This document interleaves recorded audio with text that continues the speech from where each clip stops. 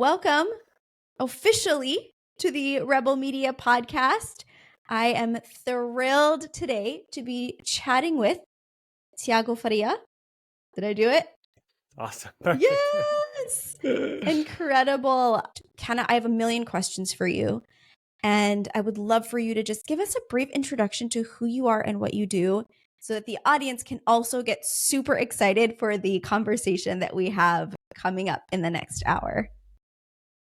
Yes, perfect. Thank you so much for having me. It's a true pleasure and honor. It's amazing how we interconnect. We were just chatting offline. You're in Hawaii. I'm in Lisbon, Portugal. This is insane that we're here, and we're gonna have some fun. Totally. Yeah. So my name is Tiago. I'm from Lisbon, Portugal, and I'm a business mentor in the help industry. So I help coaches, consultants, mentors that want to help others succeed in some sphere of life and business. And I love to adopt what I call the anti-marketing method, because I myself have been struggling with the shiny objects and losing myself with Google ads, because I worked at Google for 8 years, so I came from that background. And when I started my own business, I hit against the brick wall because I was trying to do overly complex things for my own business and my clients with funnels, ads, and all those crazy things, and it was not working because consulting very huge corporations that are overly very proven offers that they already have is very much easier than creating your own business from scratch. So I was for 3 years I was struggling with that, and then adding with the fact that I was already exploring many of those the gurus that are showing you multiple fast tactics and amazing tricks that will work from night to day. And I've been trying to simplify my processes for myself and my clients. And it was until I read this book from Mr. J. Abraham, Getting Everything You Can Out of All You've Got. I'll focus on this last sentence, all you've got. So I started thinking, okay, what do I have? What do we all have at our disposal already to start, creating an amazing business and a sustainable and fun business? I figured out that we all have contacts. We all have a contact list of previous clients, leads. We all have a friends list. We have an audience. We have a network of people that could be potentially highly networked and connected with each other. So I started simplifying and finding ways to, okay, how can I leverage everything I have in my own world to forget about all the complex marketing strategies and just focus on what we have to create an amazing business. And that's how it all started. So I started doing it for myself, leveraging my contact lists, talking to people around me, talking to my previous clients, etc., in order to not only collect valuable information for them, because when we start creating our offers and our businesses, we stay in our own mind and we try to create everything from scratch and then launch into the world, and then sometimes nothing happens. When we should be doing the opposite. We should be talking to people around us that are our valuable potential clients, asking them questions like, what are your main frustrations? What are you being through? How is it day to day for you? What are your main objectives? How has it been lately? Because if we talk to people, we collect extremely valuable intel that afterwards we can use to create our own offers, right? And reflect what people actually want in the market. And just the fact that you're talking to people around you opens up many doors. You collected valuable data. You can go back to them and say, hey, I just created this amazing program that solves the problem that you told me you had. Maybe there's a match here. So leveraging your current connections and offering your program to people who need it, but also to people who don't need it. There's also another solution, which is leveraging referrals, which J. Abraham defends strongly. And I really love this, creating proactively a referral program and incentivizing people around you to send you clients. And then you offer a commission or a fee for that. So you can basically, overall, you can leverage everything, all the people around you, to help you create your own offer, give it to people who need it. And also for people who don't need it, everyone needs money. Everyone loves to help each other. So we can also leverage our contact lists and audience lists in that sense. So yeah, that's the basics of the anti-marketing method. Beautiful. So you are a rebel in what you do, because you came from the marketing world and you were like, I think that there's an easier way. I think there's a more approachable way, especially for new entrepreneurs. Like anybody listening to this who has thought, okay, I'm going to launch my business, and the first thing I'm going to do is make a website, and the second thing I'm going to do is run ads to my website. Yes. That is so common. Everyone's like, so when do we start Facebook ads? How do I run a Google ad? And I'm like, hold on. let's get some results for you. Let's get some clients through the door. And we do have so much at our disposal for little to zero cost. And that is such a smart place to start. I love your approach so much, and I would love to dive into that. And I don't want to forget to loop back also to referrals, because I think that's also super powerful. And I have a few questions for you on that too. So from somebody who came from Google, and you've seen the power that platform has to connect people, and if you pay Google enough, they'll put you at the top of the list. But share with me a little bit more about the success that you've seen for yourself and your clients doing things the more organic route and taking a more sort of hands-on, personal, intentional approach to bringing people into your business. Yeah, absolutely. So as I was mentioning before, it all starts with, okay, being very clear about who you actually want to serve, like your niche. I don't know if you say in the US, niche. So who exactly are you serving? What is the person, and what is the specific problem that you are you're trying to generate a transformation for, right? It all starts there, because if you get it very clear, all the rest becomes even more simpler. Your communication becomes simpler. You know exactly who you're talking to. Selling to those people becomes very easy, because you know which points to touch exactly. And also delivering your program, your services becomes easy, because you know exactly the path to deliver from A to Z. So it basically starts there. And you by that starting point, everything gets unlocked. And what I like to do with my clients is, okay, so what do you have? A list of clients? You have a list of leads? Let's reach out to them and interview them. So the first thing to do is like schedule an interview with 5 to 10 people around you. Very simple. Just you can post on your social media if you want, or you can send a message saying, hey, I want to create this new program around this specific topic, and I'd love to have your feedback. I would love to have your opinion. Do you have 10 to 15 minutes for us to book a quick Zoom call? And you'll get surprised by how many people say yes. It's a very easy yes. People love to give opinions. people have to give help to who they know, and you have to have some sort of relationship with those people, right? It's going to be very easy yes. And then during those interviews, the goal is to really ask those questions to uncover, like, what are the frustrations and what does it feel like, to get the emotional language, the emotional words, because those are the ones that we will later use in our marketing and communication. That will resonate very easily with those people, right? We're going to use the same language as our potential clients. So you don't have to really sell too much, because you're basically saying, look, you have this problem. I know how to solve it. So it's an easy match. And the fact that you have a very clear, specific niche helps you do that. So for example, if you are a relationship coach and you position yourself as I'm just a generic relationship coach, whoever comes is a good client. It's very different than you say, look, I'm helping men that are on the verge of divorce, and I help you turn it around and, you know, have an amazing marriage for the rest of your life. So it becomes very clear exactly who you're talking to. And if you interview those people, you get all the amazing language that they wish to have, the things that are suffering day to day, what actually keeps them awake at night. And so it's amazing what it can uncover. But the fact that it seems like a very easy thing to do, right? Just talk to people around you, but we don't do it because it's too easy, right? It sounds too easy. It's very easy not to do as well, right? Absolutely. It's a mistake that I've been doing. Yeah. And it's a mistake I've been doing for too long, and now it's completely unlocks everything. And my clients feel the same. So it's an exercise that most of the times it's transformational, because, oh my God, I never really talked to people around me about how they're feeling, how they felt working with me, etc. And those interactions, unlock multiple opportunities, because you get the language, you can sell it back to them, a new program. You can ask, by the way, do you know anyone else who would be interested in this? So just tapping into your current clients and previous leads is like, it's already, you can unlock 3, 7, 10 people into your world and become amazing clients. But not only that, there's also the contact list of your clients and previous people you've worked with. But you can do the same in your audience. So if you have a following on social media, most of us already have at least 1,000, 2,000 people. I'm pretty sure that you already have 3 to 7 people that are ready to buy now your new offer that you never communicated in a specific way before, or you never told them that you had something for sale, right?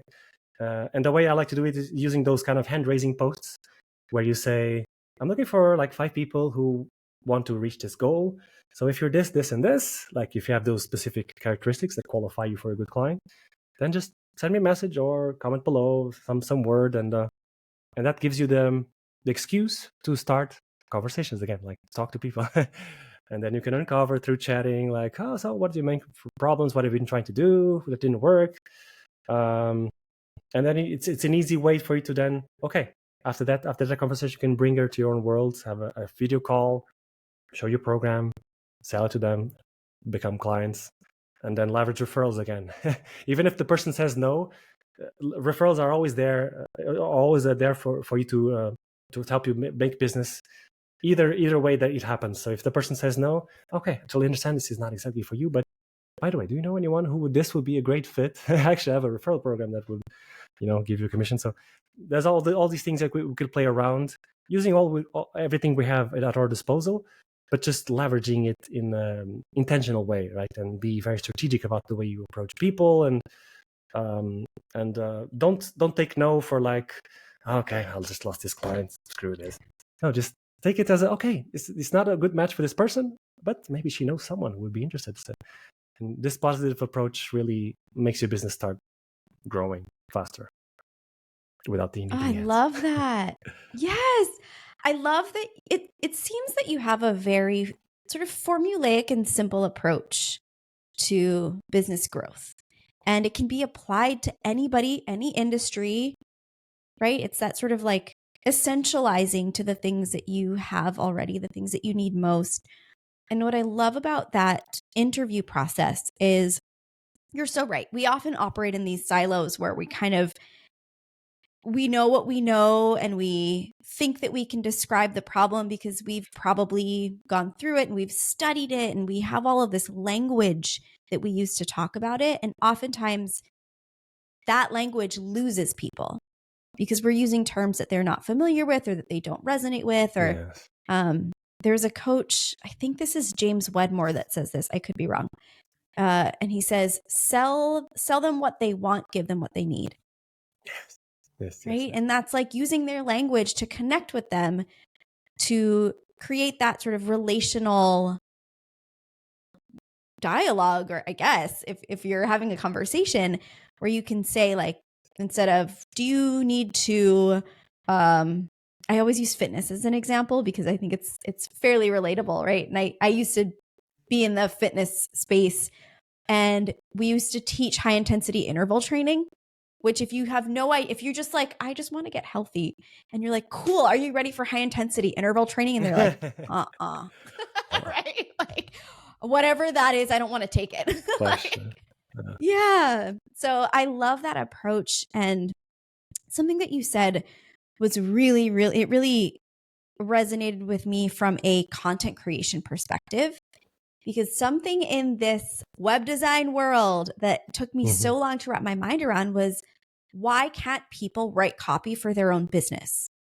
It is so difficult to write your own bio, to write your own mission statement, to write your own sales pages. And that's a sticking point for so many people. And I think it is because we are too close to it. And so when we let other people describe to us what the issues are, what their pain points are, what the results are that they're looking for, that's our copy. But they write it for us. We don't write it for ourselves, right? Yeah, it's unfortunately we have this natural tendency to think too much about our frameworks, the way we operate, like the root causes of the problems. This is your root cause of your problem. This is why you were feeling this.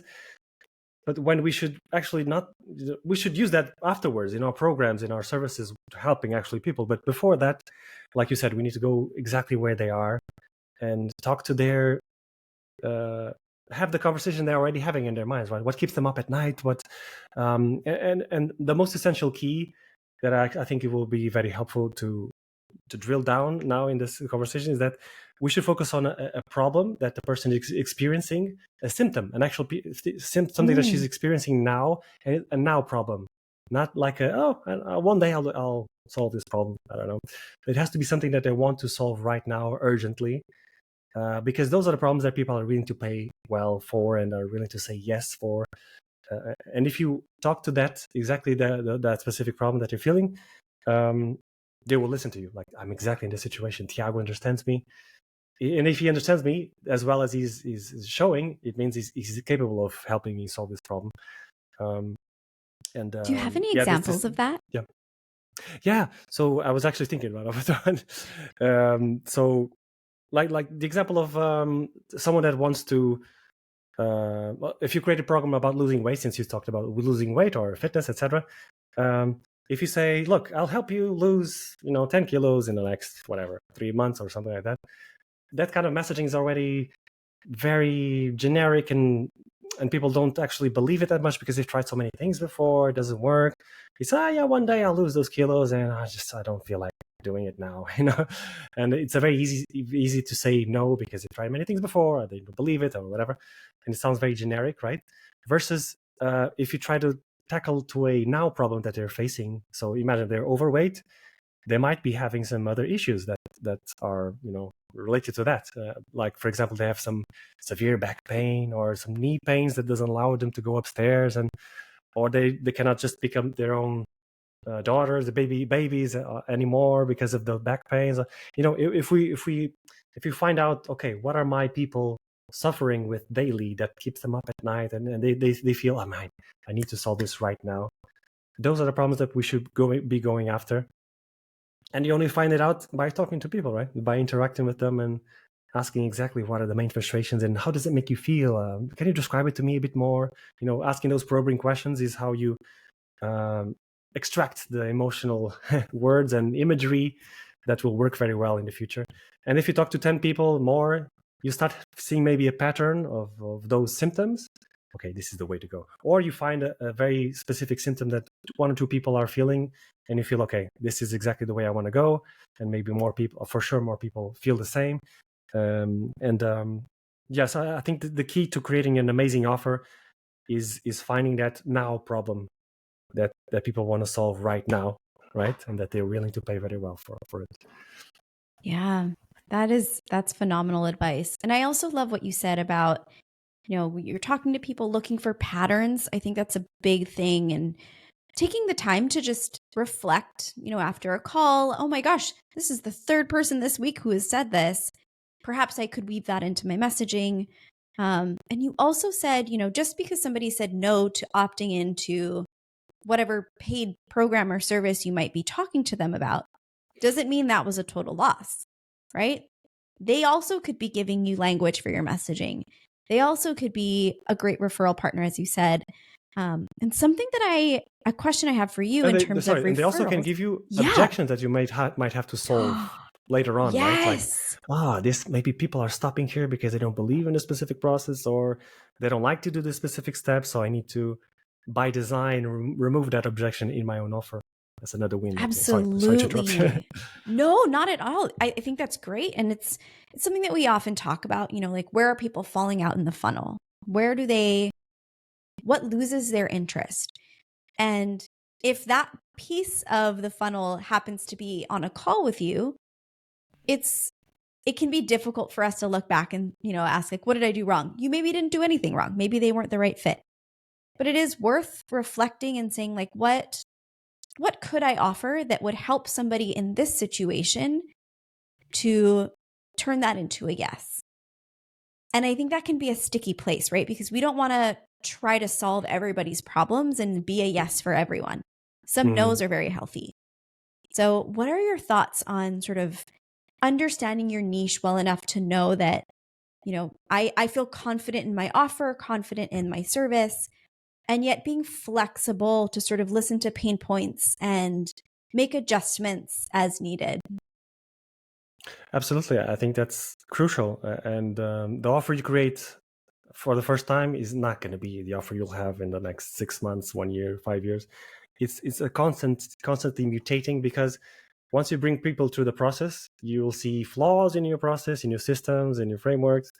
You'll start adjusting things because, okay, this didn't work very well. I have to try this different approach. Maybe I'll have to bring some expert from outside that is better than me at a specific point in your program.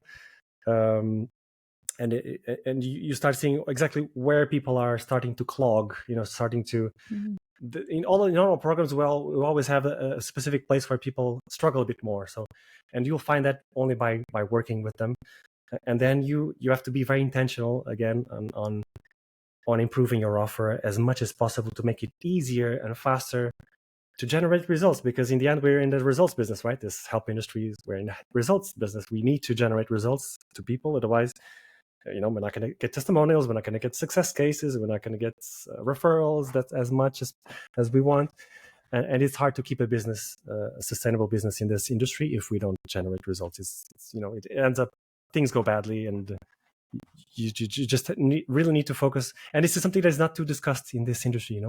We talk too much about marketing, about bring clients, close as many clients as possible, but we talk very little about the other part of generating transformations and working a lot on your program to make sure it's as best as possible.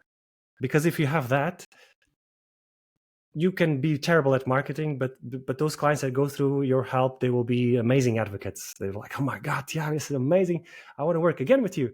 And then you create new offers for those people to solve bigger problems. And you already have clients that love you and they want to keep working with you, and you just keep building new things to help them in the next problem and the next problem. And those people will for sure tell lots of great things about you to others, right? And refer people to you. And then marketing becomes much easier if we focus on, generating results. So that just be something that we should work on every day, not just the marketing, the sales. We should also have at least part of our day focused on, okay, how can I improve my program? Where are people getting blocked? What are the main objections that I should bring again to my sales and marketing processes? Yes, I rambled a bit, but I think you got the point of it. No, I think you're dead on. And if we focus on results first, the rest will come, right? If you have one client, you're like, I think I want to be a coach, a relationship coach, and you work with one person, you get them a phenomenal result. They become a case study. They can give you testimonials. They can provide feedback so that you can improve your program. And it got me thinking about how many times we've referred people and said, I'm thinking of a company that I used to get something printed once. And so now anytime anybody asks me, who do you use for printing? I always say, go here. Their website's terrible, but their product is amazing. And it's like, they're having a good website would be really helpful for them. And I hope at some point they decide to revamp it. But the result is so good that the terrible website doesn't really matter. I'm still going to use them. I'm still going to email them when it should be a form on the website. Like, there are so many wonderful services that do have terrible marketing. And I would much prefer that over somebody who has amazing, if you have amazing marketing and a beautiful website and all these promises that you don't deliver on, that's the definition of a scam. Like, you have to have both. And if you don't have both, you have to at least have the results and the integrity behind your business. So I'm so glad that you brought that up. Yeah, absolutely. Of course, the ideal scenario would be to have great marketing, great sales, amazing delivery. That's the goal, right? For the holy grail for a lot of us. But I think you're completely right that at the beginning stages, leveraging what I told about the anti-marketing, or leverage what you have, but then focus a lot on creating amazing results for people. And I think it launches you to, everything opens up later and you can start thinking about scaling and blah, blah, blah. But it's really crucial, and it's a natural tendency to all of us have to focus a lot on sales, marketing. And then, okay, they're already in my program. Okay, I can think about new clients all the time, right? And it should not be that way. We should think about the opposite. We should think about treating like kings our clients, right? Make sure they are super happy and make sure that they bring us more clients. Because like this, we can start thinking less about new clients all the time we can start thinking, okay, the lifetime value of all our current clients, like what else can I offer them? What other problems can I solve for them? And then being proactive about asking for referrals, not being afraid of it. Many people are like, I've talked to many businesses that they depend totally on referrals, and it's passive. Like they expect people to talk to each other. That's the goodwill of people, and that's not a business. I think it's like just a hoping business, and maybe one day they will dry up. The referrals start working, and so yeah, focusing on the clients and being proactive about referrals is super crucial. Yeah. I want to talk about being proactive about referrals because that is a pain point for a lot of people, as you said. But one thing before we move to that, what I love so much about what you just said is when we provide that service. And so I'm going to rewind. In the website design world, which is like that's what we do. There are so many people that come to us before they begin their business. And they think the first thing they need is a website. They may have everything planned out. Like, I'm going to launch this coaching service. I'm going to have this online course. I'm going to have this product suite or these services. And so we're building around that. And what ends up happening is people get very caught up in making sure that their website and their Instagram and their whatever is absolutely perfect before they start serving any clients at all. And it can almost become this like, it's something that we hide behind because we're afraid to be vulnerable. Maybe we're afraid to talk to people. Maybe we're afraid that we're going to fail. Maybe we're afraid to tell our friends and family that we just left our job and we're doing this now. And it just becomes this cycle where we don't actually serve anybody because we're so stuck in creating the marketing assets. So if you are listening to this, I encourage you to reflect and if you feel like you might be in that space, who can you serve today? Who can you get a result for? Who can you focus on that allows you to get experience and get a testimonial and get a result under your belt so that you can, all of these other things will come easier, as you said. So anyway, just wanted to throw that out there. Anything more to add on that before we move into referrals? I was going to say something about it, but now I completely lost it. Oh, I'm so sorry. Never mind. We can go ahead. It'll come back. It will come back. We can always jump around. Yeah. So let's talk about referrals, because one of the things that I hear a lot, and this has happened to me as well, is we have a referral opportunity, an affiliate program. We create special links for people. And we say, oh my gosh, I'll give you 50% commission if you share this, or, whatever that looks like. And it's a great deal. It's a no-brainer. All you got to do is talk about it to a couple people, tell somebody that you know who might be interested, and it's crickets. Nobody shares.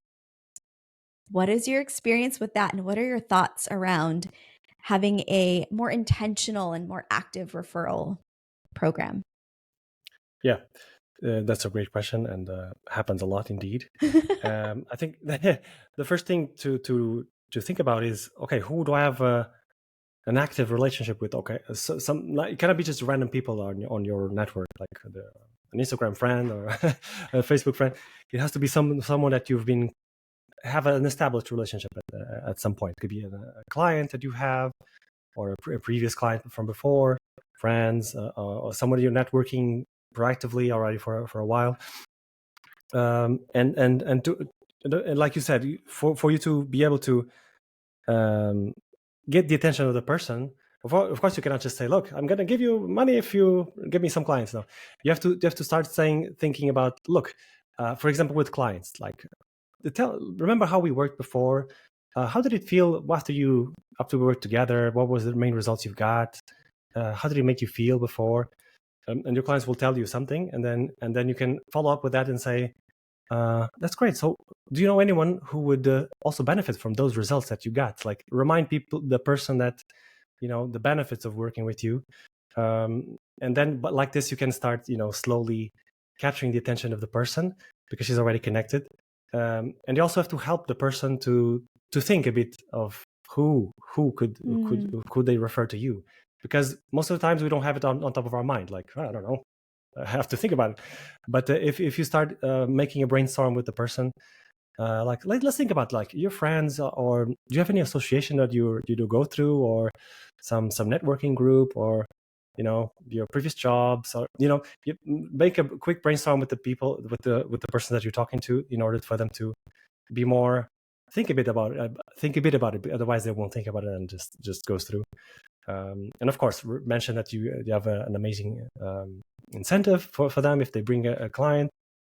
Those are the things that I feel like you should do. Like, position yourself as someone who really helps people. Remind them that the amazing results you can provide to people. Help them think about who do they know in their own world, and describe exactly who. I forgot to say this. Describe exactly who is the ideal client that you can help generate the fastest, easiest results. And in this way, it's much easier it's much better than just simply sending an email. Look, I have this referral program. Send me clients. I pay you this. So it's actually having conversations with people and taking the time to book calls with them.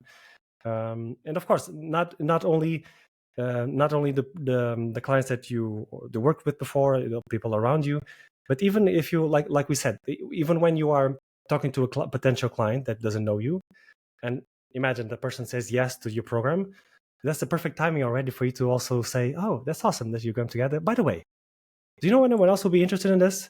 I actually have a referral discount. So if you come to our program and you bring someone else, I can give you actual discount for both of you, like 20% or something like that.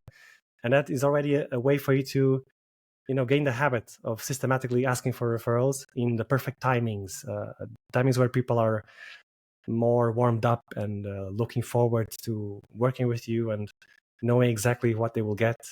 And also the other approach is what we talked about, like transforming a no. The person is talking to you, she's getting to know you, into potential yeses, 3 yeses, like asking, so I know this is not an ideal scenario for you, but do you actually know someone who would benefit from this program that I'm building here? I truly believe in this software. It's like, I want to generate transformations for people. I know this works very well. So, and then you can brainstorm again with that person before saying bye. And you'll see that most people are willing to help if you are in the right context, if you ask the right questions, etc. I love this. I've noticed 3 themes that we've been touching on throughout this conversation. One, obviously, use what you got, which people like to not for some reason. They like to make life hard. 2, talk to people.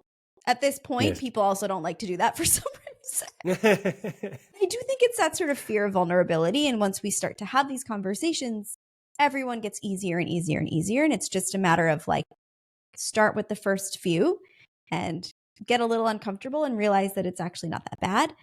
And 3, ask for what you want, right?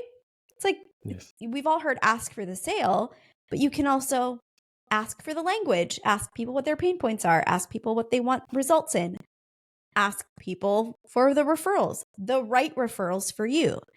I love that you said that, and that's part of your framework for having referral conversations, because there is also a tendency for people to sort of misunderstand what it is that you do and what you offer and the result that you provide, and send you people that aren't appropriate for your product or service. So I love that you have that as part of your framework.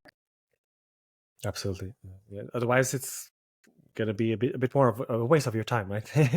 Right. If the person sends you irrelevant or unqualified prospects. Exactly. So the ideal scenario is that if you describe exactly who you want, who you can help the best, right? If you position like this, look, I can help this kind of people that have this characteristics the best, and I can generate them the easiest, the fastest, smoothest transformations possible. And you make them think about it, like you brainstorm together with the person, and you make sure that they will send you only like ideal clients. That's really the goal. Yeah. Absolutely. I used to be in a networking group called BNI, and it was completely BNI, relationship and referral based, right?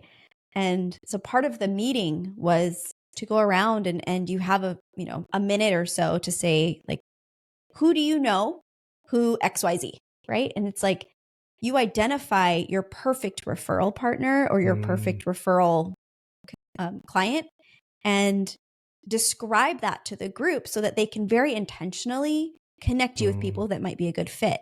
And I'm no longer in that group, but I always remember that as a really beautiful way to phrase it. Everybody started with, here's who I am, here's what I do. Who do you know who might need a new website? Who do you know who might be starting a new business and could use consulting on marketing, whatever that looks like. But I thought it's so easy too. Like, I think it doesn't have to be complicated. We don't have to list out our ideal client avatar in 10 different ways. We can just very simply say, this is the person that I'm looking for right now. Absolutely. And gain the habit of doing that. I think that's something we tend to forget if we don't have a system in place. Like, we should really write down whatever we do every day, or make a script for sales script, and at the end, like, referral, ask for referral, and make sure you, in every interaction we have with people, you do the ask and you do the brainstorm about who else you can help. Not only interactions with clients, maybe also with your friends, with the networks, with the connections. Gain the habit of doing that. People, what's the worst thing that can happen? Nothing. People say, I don't know anyone. Okay, cool. You just keep going, and it really is a habit that you gain, and it's one of the most profitable habits that you could create in your own life, that I still don't do as much as I should, but I know that's the way. Absolutely. Really, it's a muscle, right? And I think part of building a muscle is, I'm going to say, combating our fears and its perceived fears that may or may not really exist. And what is the biggest fear that somebody could have in a conversation like that? Somebody says no. Somebody says, no, thank you to your program, and no, thank you, I don't know anybody who I want to refer you to. Okay, next. We're going to be okay. We're going to survive that no. And the more often we have those conversations, I think we'll either be super surprised at how helpful people are, and we'll surprise ourselves at how resilient we are if we hear a no and we're like, oh, that wasn't so bad. All right, let's do this again. That was kind of fun. And maybe that no is exactly. And maybe the no is a temporary no. Maybe the person 6 months from now, a year from now, will remember, Tiago helps exactly on this, and this person just told me he needs this help. You never know. So you never know. You just keep gaining that the muscle, flexing the muscle, like you said, and doing it consistently every single day. Unfortunately, that's the key for everything in business, is doing consistently something every day. Very boring. Miles Beckler, a guy that I follow, one of my first mentors, he said that successful businesses are boring. So because you find something that works. No, first of all, you do something consistently until it explodes.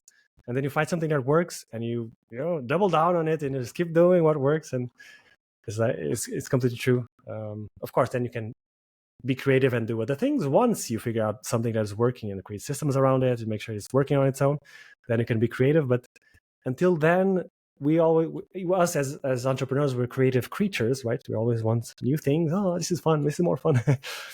But we should limit it a bit, at least until we find something that works, and then create systems around it, and then have fun with other things. At least have to be more systematic in that approach.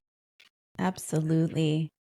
Let's talk about consistency, because you have a couple of experiments that I read about, and it sounds like they really paid off. You did some content creation challenges, and I'd love for you to share sort of what sparked that idea, and what was that experience like? What were the results like after that was done? And while you were going through it, did you have any sort of roadblocks or fears or aha moments? Yeah, share with us what that looks absolutely. Like. Yes. The idea came from Miles Beckler, again, one of my first mentors.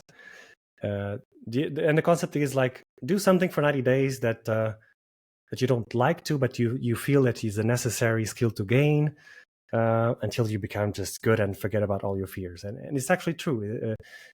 It's like that, using brute force to get rid of limiting beliefs you have, or to gain quickly a skill. It's an incredible approach, because first of all, you commit to yourself and maybe to others around. You can tell your spouse, you can tell your friends, look, for 90 days I'm going to create one piece of content, And no matter what, even if I go on holidays, even if I'm sick, you just commit yourself to do it. And I started doing a 90-day challenge on YouTube. So because I felt that I never felt I was a content creator, and I always felt that I was no, I actually I started on blog, my blog post. Sorry, I started with my blog because I never felt that I was a writer or I was just a consumer of content, and I wanted to get rid of that limiting belief because I wanted to start a business that I'm doing now. Back in 2018, I was still at Google. I was still working at Google when I started a blog, and I saw that the 90-day challenge. Okay, let's do it, and it has multiple benefits because. First of all, you start, slowly deconstructing the belief that you have that you're not good at something. Of course, your first blog posts or videos or whatever are going to be horrible. You're going to hate them, but you're still going to publish it and forget about it and keep going for the next one. And you slowly start seeing that, okay, this is getting easier now. I don't take now anymore 3 hours to create a blog post. No, it's 1.5 or something like that. You start getting the momentum. You see results because at some point you're no matter where you are, like if you're creating blog posts, you'll see the platforms giving you more eyeballs. Like Google will start exposing me for more people will find my blog. You start seeing some results. Okay, this is cool. You position yourself as a content partner with those platforms, which benefits you. They expose you to more people. You start removing the idea that you're not good at something. You gain a skill very quickly in a condensed space of time instead of years. You can become prolific. You can become prolific in space of 90 days. And then after those 90 days, I'll be okay. I'm amazing. And now I can write. I can write very well. I know exactly what works better, how to make a good intro, how to make a great headline. Because only through the motion and through the action, you actually things start happening. You get feedback from people that read it or when you share it on social media. It has multiple benefits. And then after that blog post, I made a video because I was very shy. I was very introverted. I even hated public presentations, sales presentations in the public. I needed to destroy that belief. And I did a 90-day challenge on YouTube, which I afterwards extended to 120 days, just because let's stress a bit more, and things were working, and I was enjoying the process. And nowadays I'm super comfortable on camera. Like I make lives. It's just amazing how much magic you can create if you commit to something for long enough period of time consistently every single day. I was on holidays. I was sick. I was still okay. I need to ship something today, no matter what, even if it's a short video, 2 minutes or 1 minute.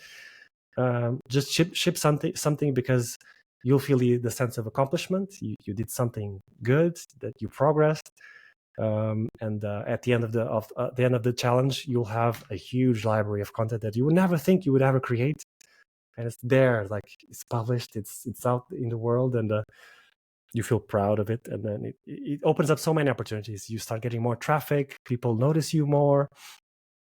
The pieces of content I created before on my blog posts and on YouTube, still nowadays they bring still clients that find me because I focused on search engines, right? YouTube, Google, instead of just creating reels on Instagram that disappear the next day. I focused on creating assets. Multiple benefits that came from those challenges. Did you find that people started to expect that from you and look forward to it? And then when you stopped, did you get anybody asking, where are you? Where's my daily video? Yeah, because I was also sharing with my email list, so people notice it for sure.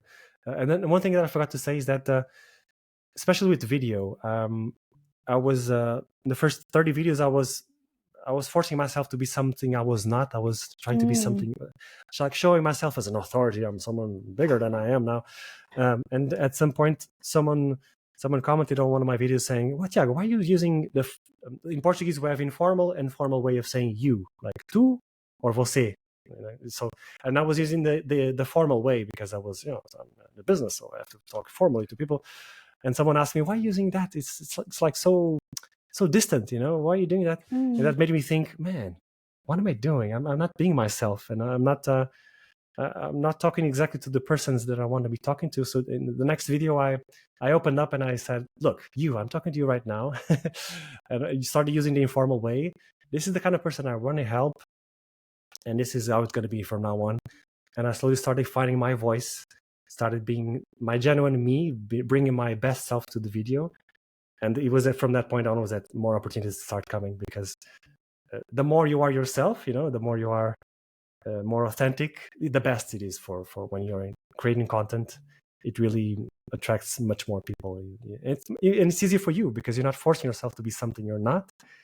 You can just bring your true self and have fun. It was something amazing that happened. Absolutely. Oh, I love that. And what an interesting turning point that you may not have experienced if you didn't do that challenge. Yes. You would never. I mean, it would take you might me still years, be very maybe. Formal and inauthentic. No, you are very good on camera. And you're very personable, and I think it's helpful to get a glimpse of what it would be like to work with you when seeing you, on camera, on video. I'm wondering, did you ever miss a day? No. In those challenges, if I missed a day, I would do it the next day, 2 posts, or two videos to compensate for it. But it only happened like once or twice. If I was on holidays and I was in my wife's country, and I was sick some of those days, but I felt bad if I didn't do it during that. Yeah. And it really is like a challenge. It's a game. And right. 90 days is a long time. Like, I think people forget, like, it's so easy to opt in and be like, I'm in 90 days, let's do it. Or even 30 days or 7 days. Like, I think we get very attracted to the idea of accomplishing, like, what that'll look like at the end. And when we're, a few days in, we're like, oh my God, am I really doing this? Is this my life now? This is horrible. And there's this challenge called 75 Hard. Have you heard of it? No. It's sort of like a very intensive personal development transformation challenge where you have a certain number of things that you have to check off your list every day, which is like drink a gallon of water, do 2 workouts, read 10 pages in a book. It's insane. It is. I think it's like totally absurd. Yes. I did it once and I was like so burnt out by the end. And I don't think that these challenges are nearly that intense or crazy, but there is a point where you're like, I just want to throw in the towel for whatever reason. You're sick, you're traveling, you're not into it, you're not feeling motivated or inspired that day. And it's those days when you do the thing that you look back and you're like, oh my gosh, I feel so accomplished. I did something that was difficult. I did something that I didn't want to do that day. And look at what came from it. And I think those are the lessons are in the hard days. And the celebrations are in the easy days, right? It's like there's definitely balance. But to hear that you've done 2 90+ day challenges is really inspiring to me. And one on email marketing as well. There's also daily emails for 90 days. Oh my gosh. So, of course, it was in separate occasions, right? It was not all at the same time. I gave myself a break. But you mentioned there's something that is super crucial for me. The days where you didn't feel like doing it or you're almost on the brink of quitting. 2 things that I think help me and probably will help someone who tries to do it is to think, okay, you're not just to remove yourself from the equation. You're not doing this for yourself. You're doing this to serve a specific set of clients that need your help. Like you're here to serve people, and they need your help. They need you to be present. They need you.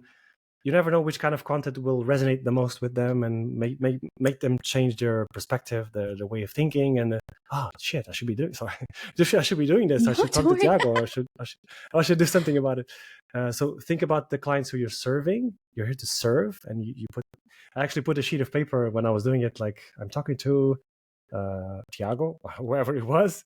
He's facing these issues, and I need to solve all these problems. So I'll talk about everything around everything that he's feeling in the business. And the other thing is to think of why you're doing this long term, right? What is your vision in 3 years? Where you want to be?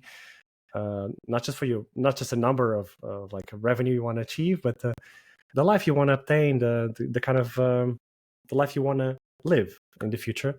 So whenever you feel down or you feel like I don't feel like doing it, you think of those two things, and then you get inspired again, and then okay, I'll just do it. At the end of the day, 2-minute video to solve a problem for my virtual client.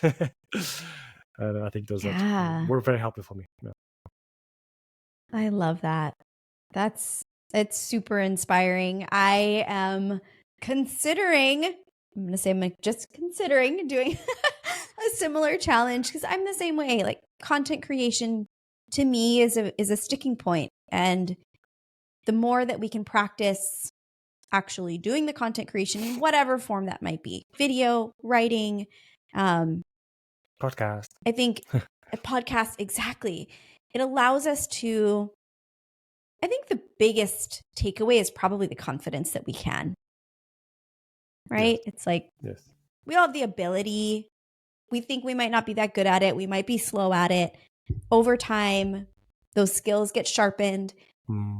But it sounds like, to me, the biggest sort of result at the end was conquering that fear, right? You said you didn't like speaking in front of people. You didn't like being on camera. Now look at you, right? I think that is a sustainable, long-lasting impact that something like this that can have its set of challenges makes it totally worth doing. Yeah, you gain a skill for life, basically. That's why it's so powerful. In a condensed period of time, okay, you might suffer a bit, you might hate the initial process, but if you just hold on to it for long enough and you finish the 90 days, you're basically a new person. I actually became a new person by the skill that I gained of creating content, not just for creating content, but also to create video courses. It's very important for you to deliver your content, to have video calls with your clients. It's an important skill that I would need to gain. It probably would take me years to gain that confidence if I hadn't pushed myself in that way. And where would we be? We'd have no Tiago in the world. We wouldn't know who you are. I wouldn't be talking to you today. Exactly. Pua wouldn't be talking to me today. But I think it's not only for content creation. You can use it for anything that you feel there's a skill that you need to quickly gain. Copywriting, writing every day, sales page if you want to become good at it, or asking for referrals. If you're not good at asking for referrals, force yourself to at least once per day talk to someone and ask for a referral, and then you'll gain that skill, you gain that habit, you gain that. It's amazing. I think it's underrated. This kind of skill that you can create. For sure. Well, on that note, how can we be, or how could I and this podcast be a good referral source for you? And who, let us know who to send you to, people who are listening, if they want to reach out, if they are interested in learning more about what you do, what are the best ways for them to connect with you? Of course. So I'm in the beginning stages of internationalizing my brand. I think you saw my website, but thank God there's Google Chrome and you can Google Translate. Yeah. So you can go at Tiago Faria, TIAGOFARIA.pt. It's for Portugal. You can lurk me a bit there, or you can even book a free call with me on the top right corner. If you want to have a brainstorm, just talk about what we discussed here. And, I just love to meet new people in this area. Or you can just shoot me an email if you want to ask me a question, any comments, at tiago@tiagofaria.pt. Yeah. Fantastic. Those are the channels. I hope everyone takes you up on that, because it is a joy to chat with you. You offer a phenomenal service, and so many people, I think, just need to sort of essentialize and do all of the things that you shared today. Use what you got, talk to people, ask for what you need. So thank you for sharing that with our audience, and I look forward to staying in touch. You are amazing. Oh, thank you so much, Pooh. It was a true honor. I had so much fun, and I really hope someone takes something out of this talk that we had and just implement it, right? The crucial thing is to take action, right? And maybe create a 90-day challenge out of something, and then let us know in the comments or shoot us some message or something. Yes, please. Seriously, if you're listening to this and you're like, okay, I'm going to do a 90-day challenge, I'm going to implement something, let us know. We would love to hear what you took away from this. You can reach out to me on Instagram at rbl.media, and I will pass the message along or directly to Tiago. Please feel free. And thank you again for sharing with our audience. I am so grateful.